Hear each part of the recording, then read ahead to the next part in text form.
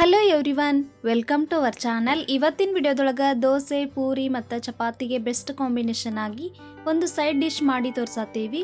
Taste ಅಂತೂ ಭಾಳ super ಆಗಿರ್ತೈತಿ. ಬರ್ರಿ ಹಂಗಾದ್ರೆ ಇದನ್ನು ಯಾವ ರೀತಿಯಾಗಿ ಮಾಡೋದಂತ ನೋಡೋಣ. ಅದಕ್ಕಿಂತ ಮೊದಲು ನೀವು ನಮ್ಮ ಚಾನಲನ್ನು ಸಬ್ಸ್ಕ್ರೈಬ್ ಮಾಡ್ಕೊಂಡಿಲ್ಲ ಅಂತಂದ್ರೆ ದಯವಿಟ್ಟು ಹೋಗಿ ಸಬ್ಸ್ಕ್ರೈಬ್ ಮಾಡ್ಕೋರಿ. ಈ ರೆಸಿಪಿ ಮಾಡೋಕ್ಕೆ ನಾವಿಲ್ಲಿ 1 ಕಪ್ ಅಷ್ಟು ಒಣ ಬಟಾಣಿನ ಓವರ್ನೈಟ್ ನೆನೆಸಿಟ್ಟು ತೊಗೊಳತ್ತೀವಿ. ನಿಮ್ಗೆ ಎಷ್ಟು ಬೇಕಾದಷ್ಟು ನೀವು ತೊಗೋಬಹುದು. 2 ಆಲೂಗಡ್ಡೆನ ನಾವು ಈ ರೀತಿ ಸಿಪ್ಪಿ ಬಿಡಿಸಿ ಕಟ್ ಮಾಡಿ ತಗೊಂಡೇವಿ. ನೆನೆಸಿಟ್ಟಂಥ ಬಟಾಣಿ ಮತ್ತು ಆಲೂಗಡ್ಡೆನ ಈಗ ಕುದಿಸಿ ತಗೋಬೇಕು.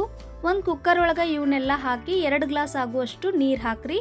ನೀರು ಹಾಕಿದಾದ್ಮೇಲೆ ಕುಕ್ಕರ್ ಲಿಡ್ ಕ್ಲೋಸ್ ಮಾಡಿ ಇದನ್ನು 1 ವಿಜಲ್ ಕೂಗಿಸಿ ತಗೋಬೇಕು. ಇದನ್ನು ಜಾಸ್ತಿ ಹೊತ್ತು ಕುದಿಸಬಾರ್ದು, 1 ವಿಜಲ್ ಆದರೆ ಇದು ಕರೆಕ್ಟ್ ಆಗ್ತೈತಿ. ಆಲೂಗಡ್ಡೆ ಮತ್ತು ಬಟಾಣಿ ಕುದಿಯೋವರೆಗೂ ಇದಕ್ಕೆ ಬೇಕಾಗಿರುವಂಥ ಮಸಾಲೆ ರೆಡಿ ಮಾಡ್ಕೊಂಡು ಬರೋಣ. ಗ್ಯಾಸ್ ಮೇಲೆ ಒಂದು ಕಡಾಯಿ ಇಟ್ಟು 4 ಸ್ಪೂನ್ ಆಗುವಷ್ಟು ಎಣ್ಣೆ ಹಾಕ್ರಿ. ಎಣ್ಣೆ ಬಿಸಿ ಆದ್ಮೇಲೆ 3 ಉಳ್ಳಾಗಡ್ಡಿನ ಉದ್ದಕ್ಕೆ ತೆಳುವಾಗಿ ಕಟ್ ಮಾಡಿ ಹಾಕೊಳತ್ತೀವಿ. ಉಳ್ಳಾಗಡ್ಡಿಯಲ್ಲಿರುವಂಥ ಹಸಿ ವಾಸನೆ ಎಲ್ಲ ಹೋಗಿ ಇದು ಕಲರ್ ಚೇಂಜ್ ಆಗಬೇಕು ನೋಡ್ರಿ. ಅಲ್ಲಿವರೆಗೂ ಇದನ್ನು ನಡುವ ಈ ಥರ ಮಿಕ್ಸ್ ಮಾಡಿಕೊಂಡು ಫ್ರೈ ಮಾಡಿ ತಗೋಬೇಕು. ಈಗ ನೋಡ್ರಿ ಉಳ್ಳಾಗಡ್ಡಿ ಸ್ವಲ್ಪ ಲೈಟಾಗಿ ಕಲರ್ ಚೇಂಜ್ ಆಗಿ ಅರ್ಧ ಫ್ರೈ ಆಗ್ಯಾವು. ಈಗ ಇವು ಫ್ರೈ ಆದ್ಮೇಲೆ ನಾವು ಇದ್ರೊಳಗೆ 2 ಟೊಮೆಟೊನ ಉದ್ದಕ್ಕೆ ತೆಳುವಾಗಿ ಕಟ್ ಮಾಡಿ ಹಾಕೊಳತ್ತೀವಿ. ಸ್ವಲ್ಪ ಹಣ್ಣಾಗಿರುವಂಥ ಟೊಮೆಟೊನ ಹಾಕ್ರಿ. ಟೊಮೆಟೊಲಿರುವಂಥ ಹಸಿ ವಾಸನೆ ಎಲ್ಲ ಹೋಗಿ ಇದು ಸಾಫ್ಟ್ ಆಗಬೇಕು ನೋಡ್ರಿ. ಅಲ್ಲಿವರೆಗೂ ಇದನ್ನು ಇದೇ ರೀತಿ ಮಿಕ್ಸ್ ಮಾಡ್ಕೊತ ಫ್ರೈ ಮಾಡಿ ತಗೋಬೇಕು. ಈ ಗ್ರೇವಿಗೆ ಜಾಸ್ತಿ ಮಸಾಲೆ ಏನು ಫ್ರೈ ಮಾಡ್ಬೇಕಂತೇನಿಲ್ಲ. 3 ಉಳ್ಳಾಗಡ್ಡಿ ಮತ್ತು 2 ಟೊಮೆಟೊ ಮಾತ್ರ ನಾವಿಲ್ಲಿ ಫ್ರೈ ಮಾಡಿ ತಗೊಳತ್ತೀವಿ. ಉಳ್ಳಾಗಡ್ಡಿ ಮತ್ತು ಟೊಮೆಟೊ ಪೂರ್ತಿಯಾಗಿ ಹಸಿ ವಾಸನೆ ಹೋಗಿ ಇವು ಸಾಫ್ಟ್ ಆಗಬೇಕು ನೋಡ್ರಿ. ಅಲ್ಲಿವರೆಗೂ ಇದನ್ನು ಇದೇ ರೀತಿ ಮಿಕ್ಸ್ ಮಾಡ್ಕೊತ ಫ್ರೈ ಮಾಡಿ ತಗೋಬೇಕು. ಇಷ್ಟಾದ್ರೆ ಸಾಕು ನೋಡ್ರಿ, ಇವು ಕರೆಕ್ಟಾಗಿ ಫ್ರೈ ಆಗ್ಯಾವು. ಈಗ ಗ್ಯಾಸ್ ಆಫ್ ಮಾಡಿ ಇವನ್ನ ಸ್ವಲ್ಪ ಹೊತ್ತು ಆರಾಕ್ ಬಿಡಬೇಕು. ಇದು ಆರಿದ್ಮೇಲೆ ಇದನ್ನು ಗ್ರೈಂಡ್ ಮಾಡ್ಕೋಬೇಕು. ಒಂದು ಮಿಕ್ಸರ್ ಜಾರ್ದೊಳಗೆ ಫ್ರೈ ಮಾಡಿಟ್ಟಂಥ ಉಳ್ಳಾಗಡ್ಡಿ ಮತ್ತು ಟೊಮೆಟೊ ಹಾಕ್ರಿ. ಆಮೇಲೆ ನಾವು ಇದ್ರೊಳಗೆ ಸ್ವಲ್ಪ ಮಸಾಲೆ ಹಾಕತ್ತೀವಿ. 1 ಸ್ಪೂನ್ ಆಗುವಷ್ಟು ಜೀರಿಗೆ, 1 ಏಲಕ್ಕಿ, 4 ಲವಂಗ, 2 ಚಕ್ಕೆನ ಹಾಕತ್ತೀವಿ. ಆಮೇಲೆ 2 ಗಡ್ಡೆ ಬೆಳ್ಳುಳ್ಳಿ ಮತ್ತು ಸ್ವಲ್ಪ ಹಸಿ ಶುಂಠಿ ಹಾಕ್ರಿ. ಆಮೇಲೆ ಇದ್ರೊಳಗೆ ಅರ್ಧ ಬಟ್ಲಾಗುವಷ್ಟು ಒಣ ಕೊಬ್ಬರಿ ತುರಿ ಹಾಕತ್ತೀವಿ. ನಿಮ್ಮ ಕಡೆ ಹಸಿ ಕೊಬ್ಬರಿ ಇದ್ರೆ ನೀವು ಹಸಿ ಕೊಬ್ಬರಿನ ಹಾಕ್ಬೋದು. ಆಮೇಲೆ ಸ್ವಲ್ಪ ಕೊತ್ತಂಬರಿ ಹಾಕ್ರಿ. ಕೊತ್ತಂಬರಿನ ಈ ರೀತಿ ಕಡ್ಡಿ ಸಮೇತ ಹಾಕಬೇಕು. ಇದಕ್ಕೆ ಸ್ವಲ್ಪ ನೀರು ಹಾಕಿ ಸಾಧ್ಯವಾದಷ್ಟು ಇದನ್ನು ಪೂರ್ತಿಯಾಗಿ ಪೇಸ್ಟ್ ಮಾಡ್ಬೇಕು ನೋಡ್ರಿ.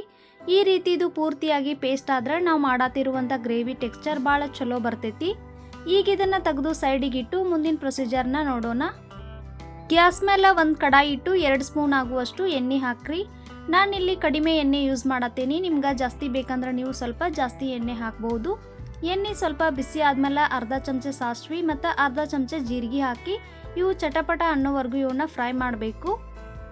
ಆಮೇಲೆ ಸ್ವಲ್ಪ ಕರಿಬೇವು ಕೂಡ ಚಟಪಟ ಅಂತ ಸಿಡಿದಾದ್ಮೇಲೆ 1 ಉಳ್ಳಾಗಡ್ಡಿನ ಉದ್ದಕ್ಕೆ ತೆಳುವಾಗಿ ಕಟ್ ಮಾಡಿ ಹಾಕೊಳತ್ತೀವಿ.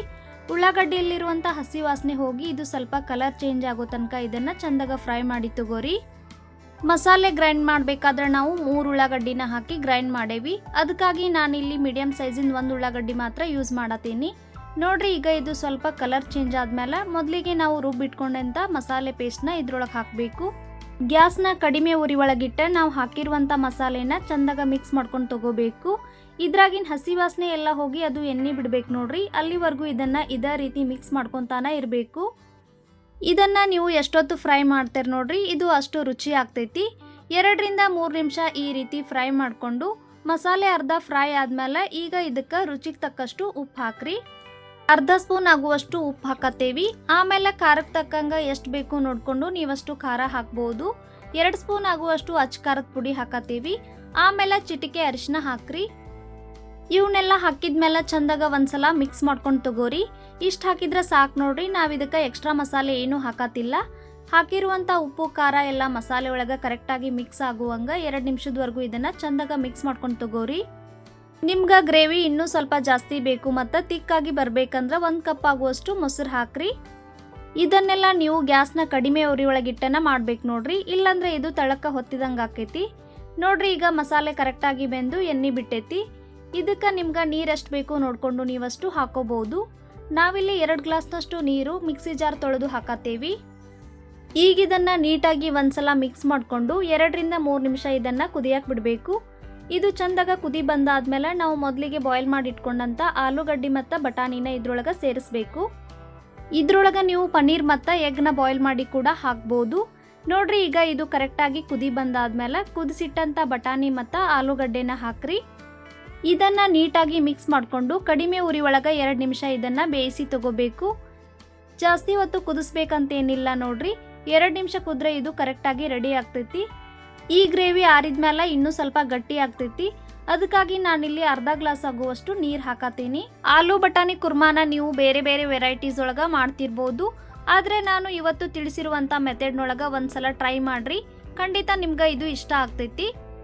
ಈಗ ನೀವು ನೋಡಾತಿರಲ್ಲ, ಇದು ಕರೆಕ್ಟಾಗಿ ಬೆಂದು ಮೇಲೆ ಎಣ್ಣೆ ಬಿಟ್ಕೊಂಡೈತಿ. ಇಷ್ಟಾದ್ರೆ ಸಾಕು ನೋಡ್ರಿ, ಇದು ಕರೆಕ್ಟಾಗಿ ರೆಡಿ ಆಯಿತು.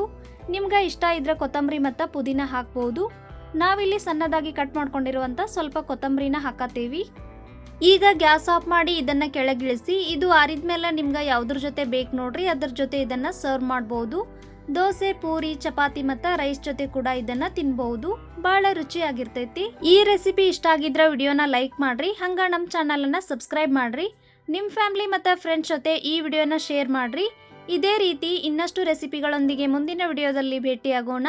ಅಲ್ಲಿವರೆಗೂ ಬಾಯ್, ಟೇಕ್ ಕೇರ್.